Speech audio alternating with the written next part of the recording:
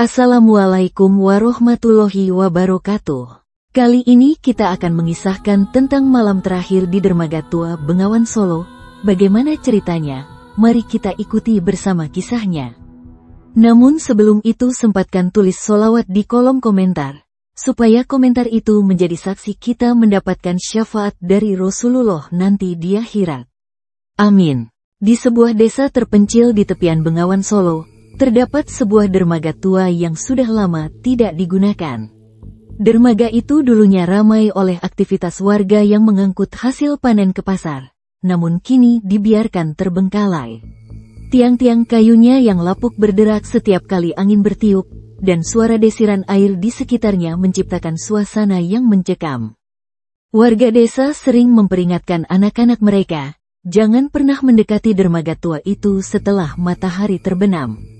Konon, tempat itu dihuni oleh makhluk-makhluk dari alam lain yang siap menyeret siapa saja yang berani melanggar batas.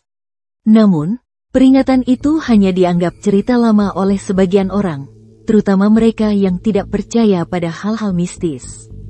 Fajar, seorang mahasiswa kota yang sedang menjalani liburan di rumah kakeknya, memutuskan untuk mendatangi dermaga tua itu.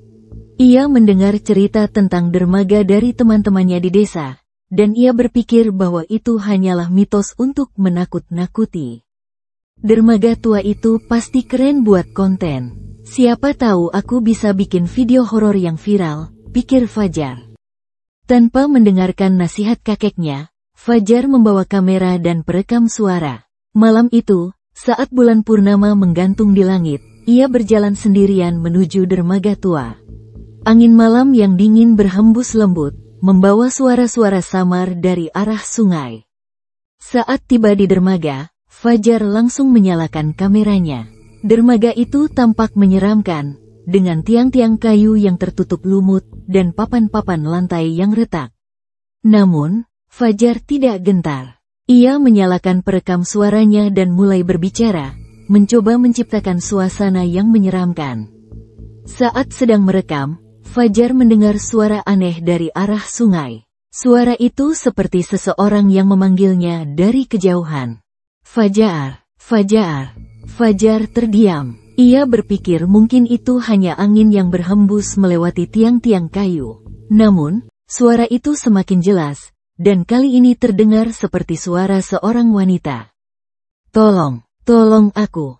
Fajar merasa bulu kuduknya meremang. Ia mengarahkan kameranya ke sungai, mencoba mencari sumber suara. Namun, yang terlihat hanyalah air yang tenang dan pantulan cahaya bulan. Tiba-tiba, dari balik bayangan dermaga, muncul sebuah sosok. Seorang wanita dengan rambut panjang yang basah kuyup berdiri di ujung dermaga. Tubuhnya mengenakan kain putih yang melambai-lambai dihembus angin, dan matanya tampak kosong, menatap lurus ke arah Fajar. Kamu datang untukku? Tanyanya dengan suara serak. Fajar tertegun. Tubuhnya terasa kaku, tidak bisa bergerak. Wanita itu perlahan mendekat, kakinya yang basah meninggalkan jejak air di lantai dermaga. Kamu harus pergi sebelum mereka datang, ujar wanita itu, sebelum tiba-tiba menghilang begitu saja. Fajar terhuyung mundur. Jantungnya berdetak begitu cepat hingga ia sulit bernapas.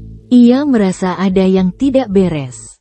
Namun, sebelum ia sempat berlari, lantai dermaga di bawah kakinya mulai bergetar. Suara tawa yang menyeramkan terdengar dari segala arah, diikuti dengan suara langkah kaki yang berat. Dari ujung dermaga, muncul sosok-sosok hitam dengan tubuh besar dan mata merah menyala. Mereka bergerak perlahan, tapi pasti, mendekati Fajar. Kau tidak seharusnya ada di sini, salah satu dari mereka berbisik dengan suara yang menggema. Fajar panik. Ia menjatuhkan kameranya dan mulai berlari ke arah daratan. Namun, langkahnya terasa berat, seolah-olah ada sesuatu yang menarik kakinya ke bawah. Ketika Fajar hampir mencapai tepi sungai, ia merasa sebuah tangan dingin mencengkeram pergelangan kakinya. Ia menoleh dan melihat salah satu sosok hitam itu memegangnya dengan erat. Kamu milik kami sekarang, ujar sosok itu dengan tawa mengerikan. Namun, Tiba-tiba, suara lantunan ayat-ayat suci terdengar dari kejauhan. Sosok-sosok hitam itu berhenti, tubuh mereka bergetar hebat, sebelum akhirnya menghilang ke dalam kegelapan.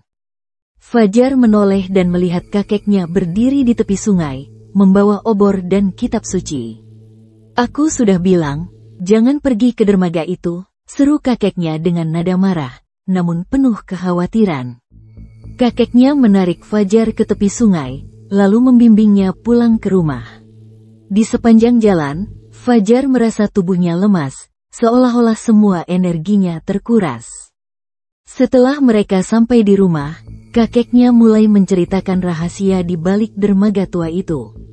Dermaga itu pernah menjadi tempat pembantaian di masa penjajahan. Banyak warga desa yang dibuang ke sungai karena dianggap memberontak. Arwah mereka tidak pernah tenang, dan mereka sering mencari korban untuk menemani mereka di dasar sungai. Fajar hanya bisa terdiam. Ia merasa bersalah karena telah mengabaikan peringatan kakeknya. Mereka yang mendengar suara dari sungai, berarti sudah dipanggil.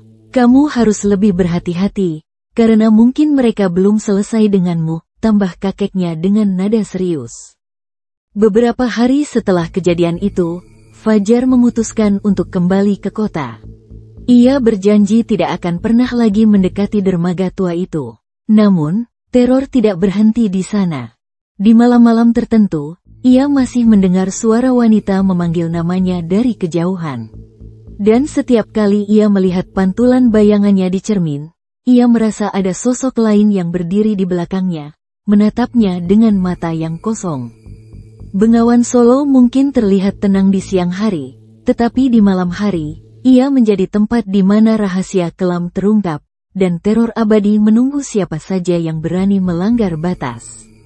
Semoga kisah ini dapat kita ambil pelajarannya. Terima kasih. Wassalamualaikum warahmatullahi wabarakatuh.